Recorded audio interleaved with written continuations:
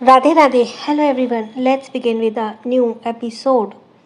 सभी इस वक्त टेरिस पे मौजूद थे। बड़े एक तरफ तो छोटे दूसरी तरफ थे। भाई बहन सारे बातें करने में बिजी थे। आव्या साइड में इस वक्त खड़ी हुई रुद्र से बात कर रही थी।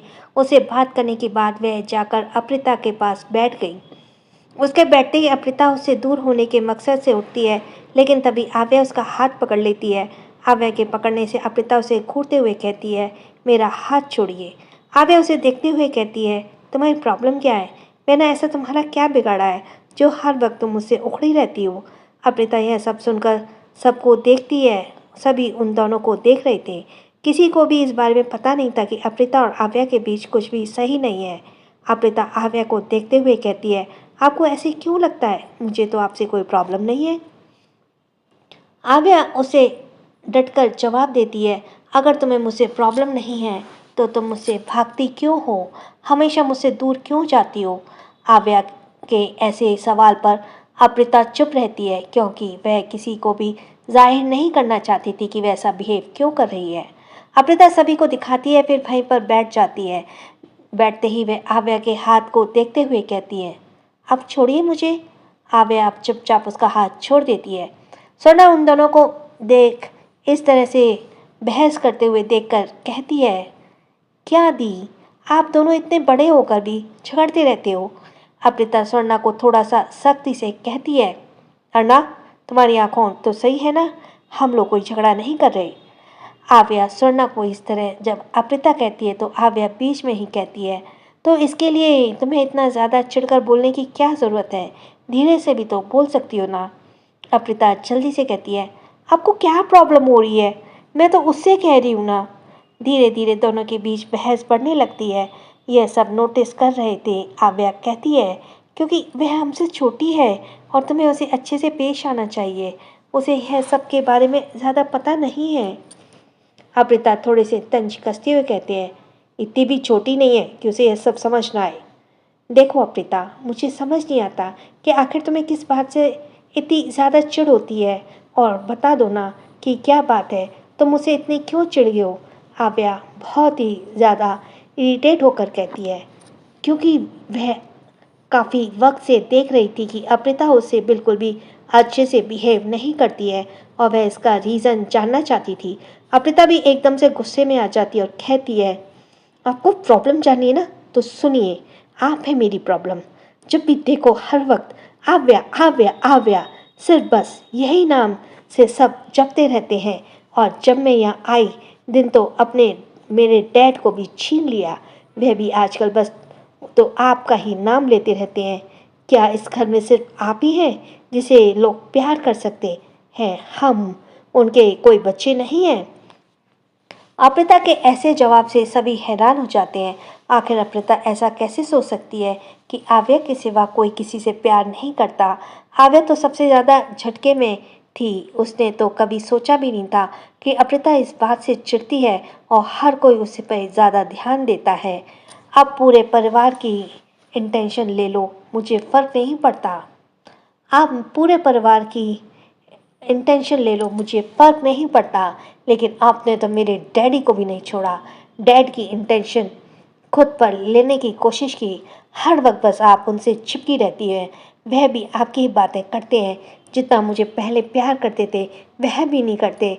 सब सारा प्यार तो आप पर ही लुटा रहे हैं। ध्रुवश एकदम से कहता है, ये तुम कैसी बातें कर रही हो? ऐसा कुछ भी नहीं है। सब तुमसे भी प्यार करते हैं और हम सबसे कितने हैं। सिर्फ ट्यूलिप की बात नहीं है। अप्रिता अब ध्रुवंश को भड़काते हुए कहती है, आप तो चुप ही रहिए। आप तो सबसे ज़्यादा इनसे प्यार करते हैं। आपको तो इनके सिवाय कुछ टिकता ही नहीं है। आपकी सिर्फ एक बहन नहीं है, हम भी हैं। पर आपने कभी हम पर ध्यान दिया? नहीं ना, तो आप एकदम चुप ही रहिए। प्रणय इस बीच कहती है, अप्रिता आप गलत समझ रही हैं। ऐसा कुछ भी नहीं है। सिर्फ आव्या को प्यार नहीं दिया गया है। बड़े कभी किसी पर मतभेद नहीं करते, भेदभाव नहीं करते। हम सब उनके बच्चे हैं और वह सब हमसे प्यार करते हैं, सभी से एक समान करते हैं। अप्रिता धीरे से कहती है, हाँ, पर लगता तो नहीं है। हर वक्त तो सब आव्या के नाम को ही जपते रहते हैं। आरुष भी बीच में बोल देता है, तुम आव्या दी के बारे में ऐसा कैसे सोच सकती हो? अप्रिता इस बार कुछ भी नहीं बोलती। इस वक्त वहाँ अव्यान मौजूद नहीं था, क्योंकि वैसे भी उसे ज़्यादा किसी के साथ रहने की इतना भी मन नहीं करता था। वह इस वक्त कमरे में था। अगर वह होता तो शायद ही अप्रिता अपना मुंह खोलती। अनु और शिवा एक दूसरे के साइड पर जाकर बात कर रहे थे, लेकिन जब उन दोनों ने भी ये देखा तो सबके बीच बहस हो रही है, तो दोनों सबके पास आ गए और मामले को जानने के लिए कुछ देर तक खड़े रहे। जब उन्हें समझ आता है कि बात क्या है, तो अनु भी एकदम से कहती है, अप्रिता यह गलत है, तुम ऐसा कैसे सोच सकती हो? अप्रिता एकदम से खड़ी होकर चिल्लाती है, हाँ मैं ही गलत हूँ, हर वक्त मैं ही तो गलत रहती हूँ। अब देखो मेरी तरफ कौन सपोर्ट कर रहा है, हर कोई तो आव्या को ही सपोर्ट कर रहा है ना, और फिर मुझे बोल रहे कि सब कोई सबसे प्यार करते हैं। अगर ऐसा होता ना तो कोई मुझे भी सपोर्ट करता। ध्रुवश एकदम से कहता है, बिल्कुल भी नहीं, हम ट्यूलिप को बिल्कुल भी सपोर्ट नहीं कर रहे हैं, हम सही को सपोर्ट कर रहे हैं, सच का सपोर्ट कर रहे हैं। तुम गलत समझ रही हो, और पता नहीं तुम्हारे दिमाग में किसने यह सब कुछ घुसा दिया है। अप्रिता ध्रुवंश को देखती है और कहती है, किसी ने नहीं घुसाया, किसी ने घुसाया नहीं है भाई। आव्या भी एकदम से खड़ी होकर कहती है, अगर किसी ने नहीं घुसाया तो तुम्हारे दिमाग में सब बातें कहाँ से आई, ये कैसे आई, और तुम ऐसे कैसे सोच सकती हो कि सब सिर्फ तुम मुझसे प्यार करते हैं? अप्रिता मुंह बिगाड़ते हुए मुंह हूँ कहती है और अपने दोनों हाथों को अपने सीने पर बांध लेती है। अप्रिता इस वक्त गुस्से में थी और अप्रिता अब आव्या को देखकर कहती है, जब कोई तुमसे प्यार करे ना और कोई उसे छीनने की कोशिश करे तो बहुत ही ज़्यादा तकलीफ होती है। अगर अब मैं कहूँ कि आपका रुद्र मुझे दे दो तो आपको कैसा लगेगा?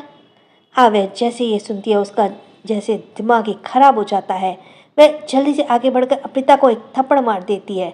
अप्रिता भी कुछ कम नहीं थी, वह भी अपना हाथ उठाने के लिए आगे बढ़ा रही थी। तभी ध्रुवंश उसका हाथ पकड़ जोर से चिल्लाता है, स्टॉप इट, क्या कर रहे हो तुम दोनों? अप्रिता गुस्से से कहती है, मुझे मारा तब तो आपने रोका नहीं, अब जब मैं उसे मार रही हूँ तो आप मुझे रोक रहे हैं।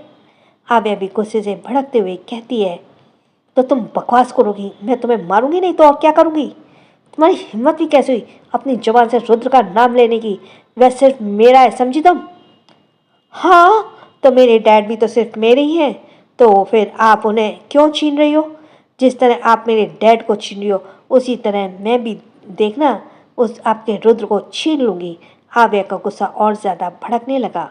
वहीं दोनों के बीच ऐसा झगड़ा देखकर अब सभी बड़ों को यह सुनाई दे रहा था कि सब थोड़े दूर थे, इसलिए उन्हें कुछ भी सुनाई नहीं दे रहा था। लेकिन अब जब झगड़ा बढ़ गया तो उनकी आवाज़ बहुत ज़्यादा आने लगी। इस वजह से सभी वहाँ पहुँच गए। प्रीत अप्रिता और आव्या दोनों ही देखते हुए कहती हैं, आव्या दोनों को देखते हुए कहती है, क्या हुआ तुम दोनों इस तरह से झगड़ा क्यों कर रही हो? आव्या अप्रिता को घूरते हुए कहती है, देखिए बड़ी मॉम, ये अप्रिता पता नहीं क्या क्या बकवास कर रही है। प्रीत के साथ सभी अब अप्रिता को देखने लगते हैं, तो अप्रिता भी आव्या को गुस्से में घूरते हुए कहती है, मैं कोई बकवास नहीं कर रही हूँ, आप मेरे डैड को छीन रही हैं। अर्जुन जब यह सुनता है तो वह भी काफ़ी ज़्यादा हैरान हो जाता है। अप्रिता अर्जुन के लिए बहुत ज़्यादा पॉजिटिव थी। यह बात प्रीत और अर्जुन दोनों को ही पता था। अर्जुन अप्रिता के पास जाकर उसे बोलता है, यह क्या बोल रहा है बच्चा? ऐसा कुछ भी नहीं है, मैं तो सिर्फ आपका डैड हूँ ना। अर्जुन के करीब आने से अप्रिता अचानक ही रोने लगती है और रोते हुए अर्जुन के गले लग जाती है और कहती है, डैडा, यह आपको मुझसे छीन रही है, सब बस इसी से प्यार करते हैं, मुझसे कोई नहीं करता, आप करते थे पर अब आप भी नहीं करते। अर्जुन अप्रिता को पकड़कर बड़े ही प्यार से कहता है, नहीं बच्चा, ऐसा कुछ नहीं है, मैं आपसे सबसे ज़्यादा प्यार करता हूँ। अप्रिता बहुत ज़ोर ज़ोर से रोने लगती है। उसकी हालत को देखकर अब सभी को बहुत ज़्यादा बुरा लगता है। आव्या तो अपने हाथ को अब देखते लगती है, क्योंकि इसी हाथ से उसने अप्रिता को थप्पड़ मारा था। अब उसे इस बात का पछतावा हो रहा था। अर्जुन अप्रिता को उठाकर ले जाता है। सभी बस उन दोनों को देखते रहते हैं। काव्या आव्या को देखते हुए कहती है, परी, आपने उन्हें कुछ किया तो नहीं ना, और आपको उनसे अच्छे से बात करना चाहिए था। यह कोई बात नहीं हुई कि इसके लिए आप झगड़ा करने लग जाएं। आप सबसे बड़ी हैं, आपको यह सब समझना चाहिए ना। आव्या तुरंत ही कहती है, मम्मा मैं उसे समझा रही थी, लेकिन मैं पता नहीं क्या क्या बोले जा रही थी। प्रीत जल्दी से कहती है, काव्या इसमें प्रिंसेस की कोई गलती नहीं है। अप्रिता की ज़्यादा बिगड़ चुकी है। अर्जुन ने उसे बड़े प्यार से बहुत ज़्यादा बिगाड़ रखा है। उसके दिमाग में कुछ भी चलता रहता है।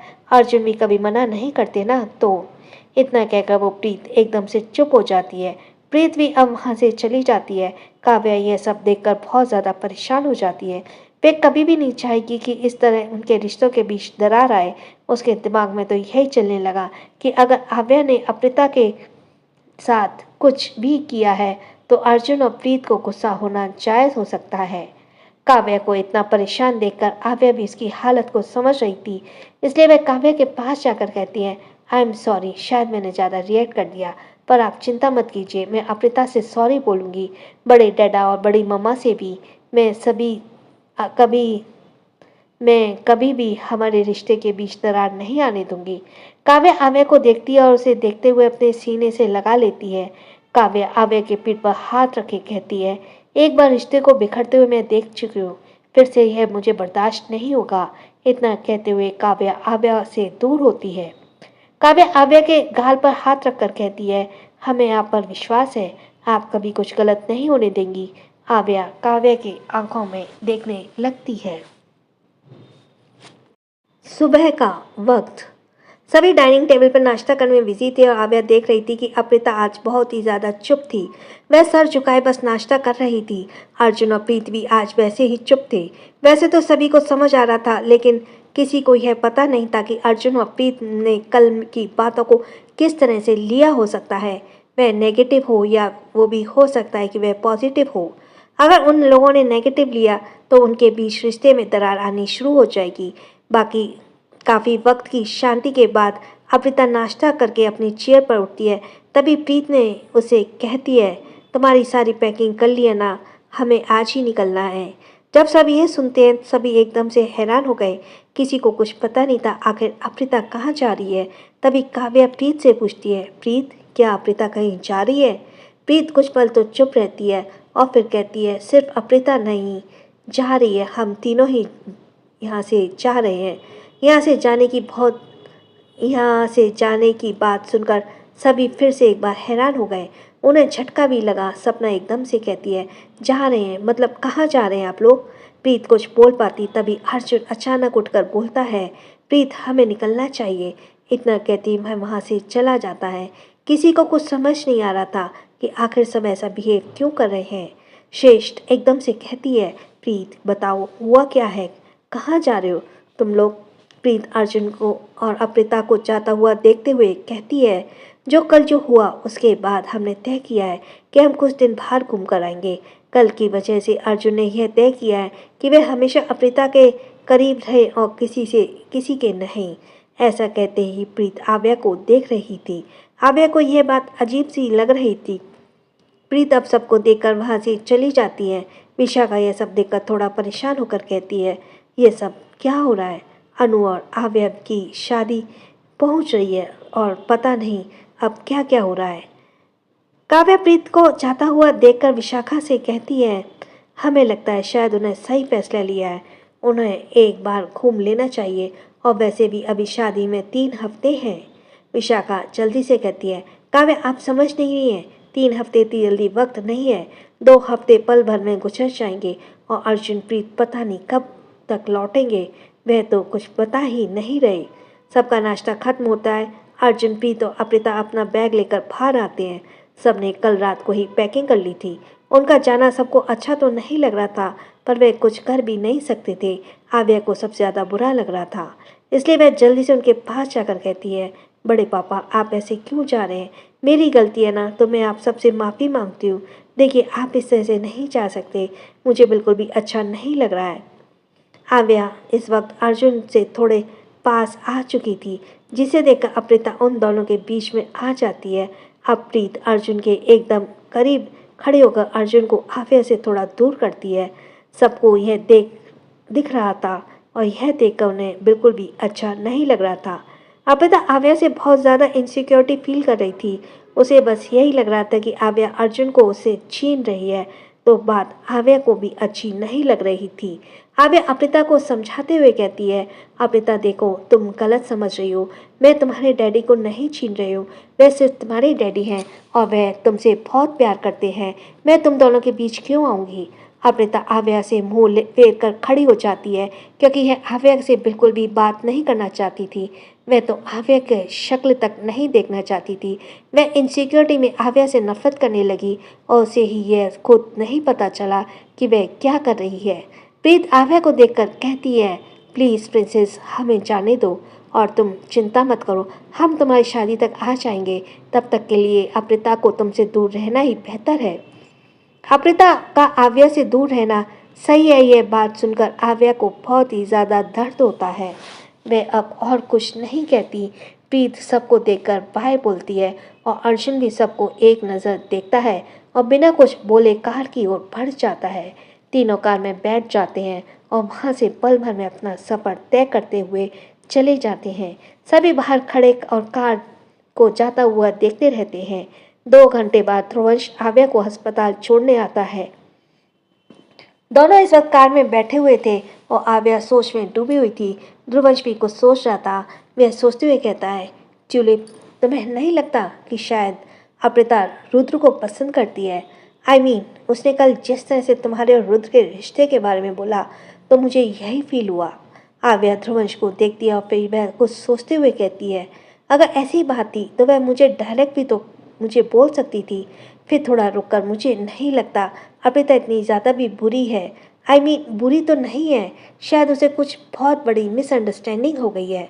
ध्रुवंश कहता है, आई थिंक तुम ठीक कह रही हो, लेकिन यह बात सोच कर देखो, अगर अप्रिता रुद्र को पसंद करती होगी तो तुम क्या करोगी? आव्या ध्रुवंश को देखती है और कहती है, तुम्हें क्या लगता है मैं क्या करूँगी? आव्या के इस तरह बोलने से ध्रुव सोचने लगता है कि आखिर में आव्या क्या कर सकती है। ध्रुव बहुत देर बाद कहता है, मुझे नहीं पता तुम क्या करोगी। जहाँ तक मुझे पता है तुम दोनों में से ही बहुत प्यार करती हो। अब किसे चुनोगी वो तो तुम ही जानो। आव्या कड़वड़ाहट से मुस्कुराहट के साथ कहती है, अगर ऐसा हुआ तो रुद्र के साथ हमारा कोई रिश्ता नहीं होगा। मैं अपनी खुशी के लिए कभी भी अप्रिता को चोट नहीं पहुंचा सकती। अगर उसे हमारे करीब आने में दर्द होता है तो मैं उसे दर्द को नहीं सहने दूंगी। ध्रुवंश एकदम से कहता है, तो इसका मतलब तुम रुद्र को छोड़ दोगी? आव्या चुप हो जाती है। उसके पास अब इसका कोई जवाब नहीं था। ध्रुवंश फिर से कहता है, तुम छोड़ो या ना छोड़ो, लेकिन रुद्र तुम्हें नहीं छोड़ेगा। इनफैक्ट वो तो शायद तुम्हें उठाकर ले जाए और फिर अप्रिता को जान से मार दे, क्योंकि उसकी वजह से तुम उसे दूर जा रही हो। अगर उसने जान से मार दिया तो वह कभी पा नहीं पाएगा और कभी नहीं। मैं अपनी बहन के कातिल के साथ कभी नहीं रहूँगी, शायद नफरत भी करने लग जाऊँ। आव्या शांति से जवाब देती है, जिसे देखकर ध्रुवंश मुस्कुराते हुए कहता है, अच्छा तो नफरत करने लगोगी? मुझे तो नहीं लगता। आव्या सीट से टिक कर कहती है, देखो अंश, मेरे लिए रुद्र से ज़्यादा अपना परिवार इम्पोर्टेंट है। अगर डैडा और मम्मा में से किसी ने रुद्र को रिजेक्ट कर दिया होता तो सीरियसली मैं कह रही हूँ कि मैं कभी रुद्र के साथ नहीं रहती, क्योंकि मैं उनके खिलाफ कभी खड़ी नहीं हो सकती। ध्रुवंश सोचते हुए हल्का मुस्कुराता और कहता है, पर तुमने तो रुद्र के लिए मुझसे बात तक नहीं की थी, तुम्हें याद है? आव्या अब ध्रुवंश को घूरने लगी और उसे घूरते हुए कहती है, बिकॉज तुमने मेरे कैरेक्टर पर शक किया था और मेरे कैरेक्टर पर कोई शक करे मुझे बिल्कुल पसंद नहीं, क्योंकि वह कैरेक्टर मेरे मम्मा डैडा के परवरिश की दर्शाता है और उनके परवरिश पर एक भी आ जाए मुझे बर्दाश्त नहीं। ध्रुवंश अब चुप हो जाता है, क्योंकि सच बात थी कि उसने आव्या के कैरेक्टर पर शक किया था। आव्या इस वक्त को याद करते हुए एकदम से अपने सर को झटक कर कहती है, अंश, तुमने ना गड़े मुर्दे उखाड़ कर मेरे मूड को ऑफ कर दिया। अब देखो, मुझे हॉस्पिटल जाने का मन भी नहीं कर रहा है। पता नहीं मेरा ध्यान कहाँ रह जाएगा, किसको कहाँ इंजेक्शन लगा दूँ, किसको कौन सी दवा दे दूँ। एक काम करती हूँ, आज हम लॉन्ग ड्राइव पर चलते हैं। ध्रुवंश जल्दी से कहता है, मैं तुम्हारे साथ लॉन्ग ड्राइव पर क्यों जाऊँ? मैं अपनी गर्लफ्रेंड के साथ जाऊँगा, तुम जाओ अपने बॉयफ्रेंड के साथ। आव्या मुंह बनाकर कहती है, नहीं, आज मुझे रुद्र के साथ नहीं, कहीं भी नहीं जाना। मुझे आज तुम्हारे साथ जाना है। वह बड़ा ही खड़ूस है, पता नहीं क्या क्या करता रहता है। ध्रुवंश अजीब तरीके से आव्या को देखकर कहता है, क्या क्या करता रहता है मतलब? आव्या कहती है, तुम उसकी बातें मत करो, फिलहाल मुझे तुम्हारे साथ जाना है, चलो। ध्रुवंश कहता है, पर मैं तो अपने बेबी को प्रॉमिस किया था कि आज मैं उसे कहीं लेकर जाऊंगा। आद्या ध्रुवंश को देखते हुए कहती है, तुम्हारे बेबी तुम्हारे साथ हमेशा रहेगी और मैं कुछ वक्त तक, कुछ दिन बाद मेरी शादी हो जाएगी, मैं चली जाऊंगी। कम से कम अब तो मेरे साथ घूम लो, तुम दोनों तो रोज घूमते हो। ध्रुवंश कुछ वक्त सोचता है और फिर कायरा को एक मैसेज टाइप करके सेंड कर देता है कि वह आज उसे कहीं लेकर नहीं जा रहा है। ध्रुवंश अब कार स्टार्ट करता है और पल भर में उनकी कार वहाँ से चली जाती है। वहीं दूसरी तरफ प्रणया और सिद्धार्थ अपने सीक्रेट स्क्रिप्ट के बारे में बात कर रहे थे। उनकी शूटिंग अभी शुरू नहीं हुई थी। प्रणया फर्स्ट टाइम कर रही थी, इसलिए सिद्धार्थ उसे सब कुछ बहुत अच्छे से समझा रहा था। स्क्रिप्ट समझते हुए सिद्धार्थ की नज़र बार बार दूर खड़ी स्वर्णा पर जा रही थी। स्वर्णा प्रणया के साथ आई थी। स्वर्णा दूरी खड़ी होकर तितलियों को पकड़ने की कोशिश कर रही थी। उसका बचपन हर वक्त कहीं ना कहीं निकल कर आता था। प्रणया सिद्धार्थ की तारीफ करते हुए कहती है, वाह सिद्धार्थ, इतने कम वक्त में तुमने मुझे सब कुछ सिखा दिया। बस एक बार मैं कैमरे के सामने ये सब कर पाऊँ। काफ़ी ज़्यादा नर्वसनेस भी हो रही है। सिद्धार्थ अब स्वर्णा से नज़र हटाए प्रणया को देखता है और कहता है, वैसे तुमने अपने हस्बैंड को बता दिया ना कि तुम मेरे साथ शूटिंग करने वाली हो? प्रणय जैसे ही ये सुनती है उसने मुंह से जीभ को बाहर निकाल देती है, क्योंकि उसने अब तक अव्यान को इस बारे में कुछ भी नहीं बताया था कि सिद्धार्थ के साथ शूटिंग करने वाली है। प्रणय थोड़ा परेशान होकर कहती है, फिलहाल तो नहीं बताया। मुझे हमेशा डर लगता है अगर मैंने बता दिया और पता नहीं वो क्या करेंगे। अगर उन्होंने कुछ बुरा रिएक्ट किया तो ओ गॉड, सोचकर भी मुझे बहुत ज़्यादा डर लगता है। सिद्धार्थ मुस्कुराते हुए कहता है, इट मीन्स आप अपने हस्बैंड से डरती हैं। प्रणय मुंह बिगाड़ते हुए ही कहती है, डरती है? हाँ, बोल सकते हैं डरती हूँ, क्योंकि जब वे गुस्सा करते हैं ना तो एकदम जंगली भेड़िए की तरह मुझ पर अटैक करते हैं। ऐसा कहते हुए प्रणय अजीब अजीब से मुंह बना रही थी, जिसे देखकर सिद्धार्थ मुस्कुरा रहा था। वे एक साइड में छिपकर अनन्या यह सब देख रही थी। अनन्या अब प्रणया के सामने नहीं आ रही थी, वह बस उसे दूर से ही देख रही थी कि वह कैसी है। वहीं जहाँ प्रणया अव्यान की बुराइयां में लगी थी, सिद्धार्थ हंसते हुए उसे देख रहा था और अनन्या ममता भरे एहसास के जरिए करते हुए उसे देख रही थी। वहीं कुछ दूरी पर अव्यान की नज़र अचानक ही सिद्धार्थ की और प्रणया पर जाती है। सिद्धार्थ और प्रणया दोनों आमने सामने बैठे हुए थे और सिद्धार्थ हंस रहा था। अव्यान इस वक्त अपनी मीटिंग के लिए कहीं जा रहा था और उसी वक्त उसकी नज़र कैफे पर पड़ती है। जैसे ही प्रणया को किसी लड़के के साथ देखता है तो उसके हाथ की मुट्ठियां कस जाती हैं। प्रणया अपनी बातों से निकलकर स्वर्णा को देखती है और देखने के लिए अपनी नज़र घुमाती है। वो अब स्वर्णा कहीं भी नज़र नहीं दिखती। प्रणया जल्दी से खड़ी होती है और परेशान होकर कहती है, ये कहाँ गई? सिद्धार्थ को भी अब समझ आ चुका था कि प्रणया किसकी बात कर रही है। वह भी स्वर्णा को देखने लगता है। स्वर्णा तितलियों को पकड़ रही थी, अब वह वहाँ पर नहीं थी। प्रणया अब परेशान हो जाती है और उसकी ओर भागते हुए जाने लगती है। सिद्धार्थ भी परेशान सा उसका जाता है। वहीं स्वर्णा इस वक्त बेंच पर बैठी अपने में मस्ती थी। वह तितलियों को पकड़ते पकड़ते थक गई थी, इसलिए वह बेंच पर बैठ गई ताकि आराम कर सके। वहीं कुछ दूरी पर स्वरा खड़ी हुई उसे देख रही थी। स्वरा का मन कर रहा था कि वह स्वर्णा से मिले। काफ़ी सालों बाद उसने स्वर्णा को देखा था तो वह बस उसके मिलना चाहती थी। बहुत कुछ सोचने के बाद स्वरा अपने चेहरे को कवर करती है और अपने मुंह पर मास्क लगाते हुए स्वरा अब स्वर्णा की ओर बढ़ जाती है। मुंह पर मास्क लगाने से और उसका गेटअप चेंज होने की वजह से स्वरा की तरह नहीं लग रही थी। वह स्वर्णा के पास जाती है और उसके बगल में बैठ जाती है। स्वर्णा का ध्यान भी अब स्वरा पर चला जाता है। स्वरा को बिल्कुल भी नहीं पहचान पाती। वह किसी अनजान से इतनी जल्दी भी बात नहीं करती थी, इसलिए वह दूसरी तरफ देखने लगती है। स्वरा कुछ पल के स्वर्णा को एकटक देखने लगती है, क्योंकि उसका बिहेवियर, उसकी हर चीज़ स्वर्णा से लाई थी। बस उसका चेहरा जो था वह रूहान पर गया था। काफ़ी वक्त बाद स्वर्णा के बात करने की कोशिश करते हुए कहती है, हेलो। स्वरा की आवाज़ सुनकर उसकी ओर देखती है। स्वर्णा को देखते हुए कहती है, मेरा नाम सुपर्णा है, और तुम्हारा? स्वर्णा कुछ पल तो स्वरा को देखने लगती है और फिर वो जवाब देती है, स्वर्णा। इतना बोलते ही आगे बोलती है, लेकिन आपने अभी मास्क क्यों पहना है? क्या अभी तक आपको कोरोना खत्म नहीं हुआ है? स्वर्णा इतना बोलती ही मुस्कुराने लगती है। स्वर्णा देख सकती थी कि उसके सामने उसकी एजेड औरत बैठी हुई है। स्वर्णा मास्क में छिपे हुए ही मुस्कुराती है और स्वर्णा को मुस्कुराते हुए देखने लगती है। सच में उसकी बेटी की मुस्कान कितनी प्यारी थी, जिसे वह कितने सालों से मिस कर रही थी। स्वर्णा की प्यारी सी मुस्कान में पूरी तरह से खो चुकी थी। स्वर्णा मुस्कुराते हुए कहती है, वो मुझे आदत हो गई है इस मास्क की। स्वर्णा कुछ सोचती है और फिर बस हम में जवाब देती है। स्वरा फिर से स्वर्णा को बहुत ही गौर से देखने लगती है और अब उससे बातें धीरे धीरे करने लगती है। दोनों अब बातचीत में लग गए थे। स्वर्णा बहुत अच्छी तरीके से स्वरा से बात कर रही थी। बातों ही बातों में स्वरा स्वर्णा से पूछती है, वैसे तुम्हारे घर में कौन कौन है? स्वर्णा यह सुनकर तुरंत जवाब देती है, बहुत कोई है, परदादी, बड़े दादा, बड़ी दादी, पापा, माँ, डैडा, मम्मा, डैड, मॉम, पॉप्सी, मम्मी, डैडू, मिम्मी। यह कहते ही स्वर्णा रुक जाती है। वह बोलते बोलते स्वर्णा को इंक्लूड कर चुकी थी, जो कि उसे पता ही नहीं चला। स्वर्णा उदास होकर कहती है, मिम्मी सब कोई है, बस मिम्मी नहीं है मेरे पास। वो मुझे छोड़कर चली गई, मुझे उनकी बहुत याद आती है। स्वर्णा यह सब बोलते हुए इमोशन हो चुकी थी।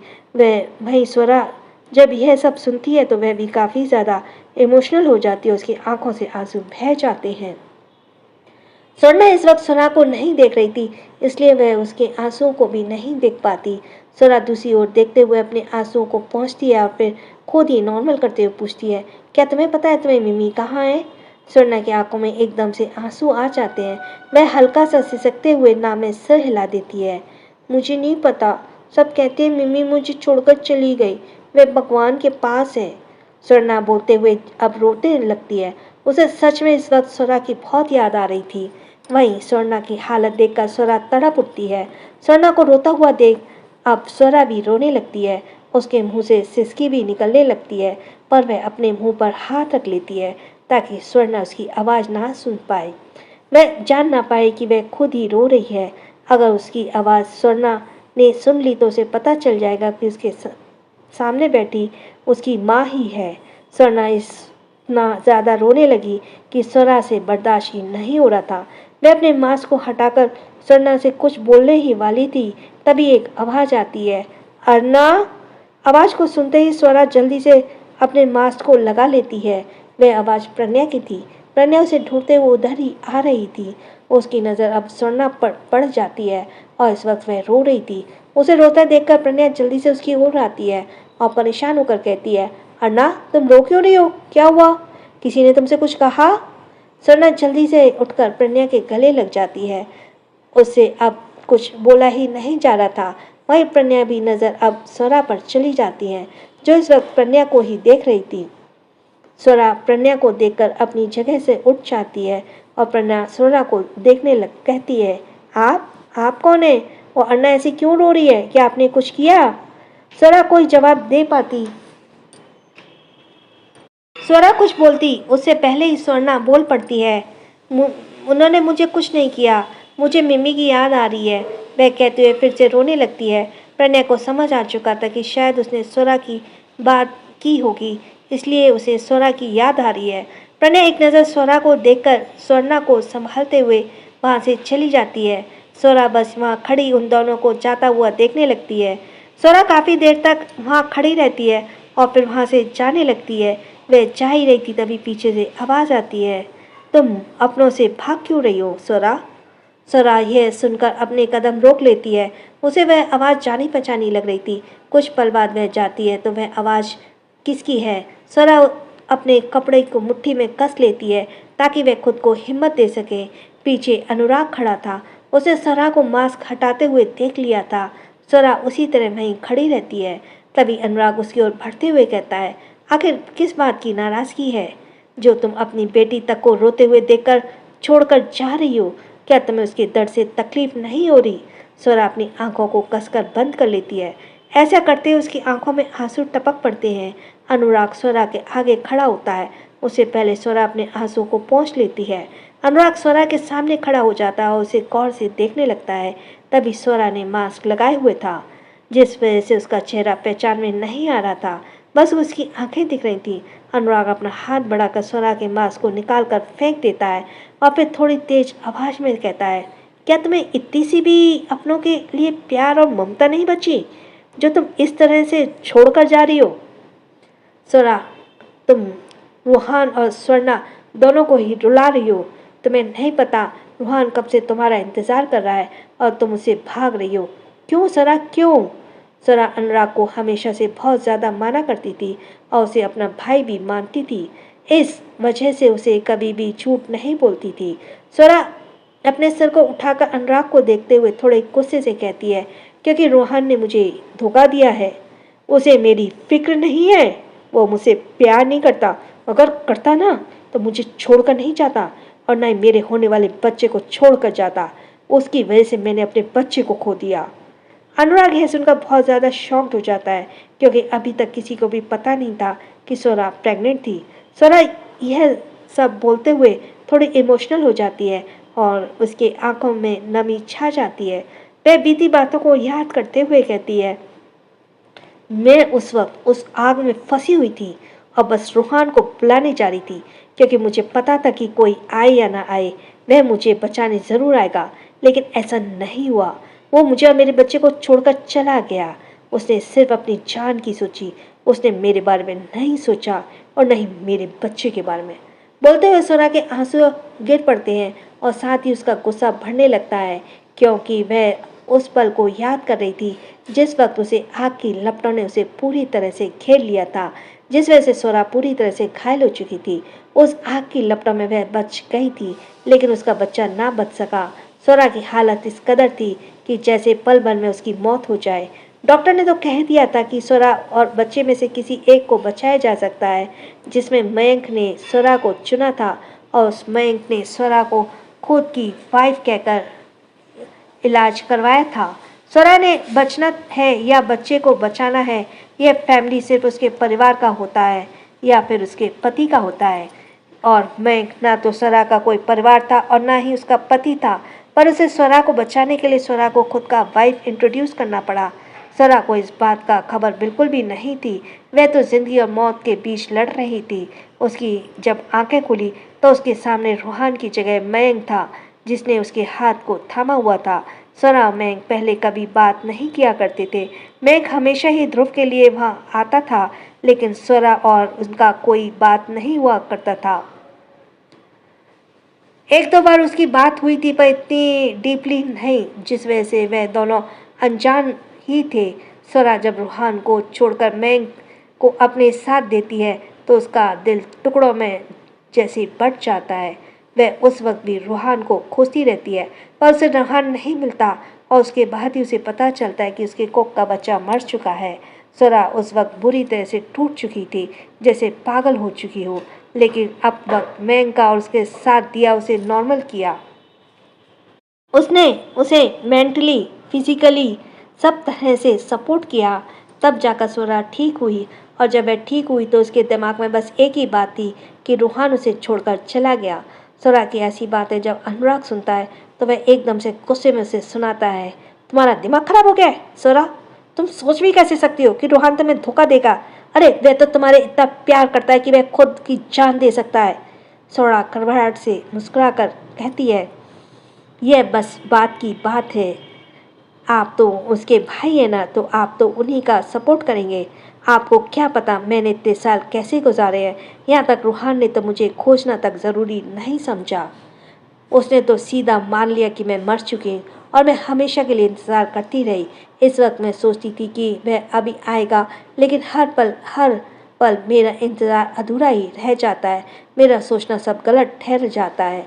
अनुराग फिर से स्वरा को समझाते हुए कहता है, स्वरा स्वरा तुम समझ नहीं रही हो। रूहान की हालत तुम जैसी देख रही हो वे ऐसा नहीं था। उसने तो अपनी हालत कर रखी थी। अगर तुम उस वक्त देखती ना तो तुम्हें समझ आता। स्वरा जल्दी से कहती है, मुझे अब कुछ नहीं समझना है। उसने हर पल मुझे बस चोट पहुंचाई है। जब कोई किसी से प्यार करता है तो जीने मरने की कस्में खाता है। एक साथ हम जिए हम मरेंगे ऐसी कस्में खाई थी, तो फिर उस वक्त वो कस्में कहाँ चली गई थी? आखिर वह मुझसे बचाने क्यों नहीं आया? वह खुद का बचाव करने वो ये क्यों भाग गया, उसे पता था कि मैं अंदर थी। अनुराग अब कुछ बोलने ही वाला था, तभी पीछे से आवाज़ आती है, इसे समझाने का कोई मतलब नहीं है भाई।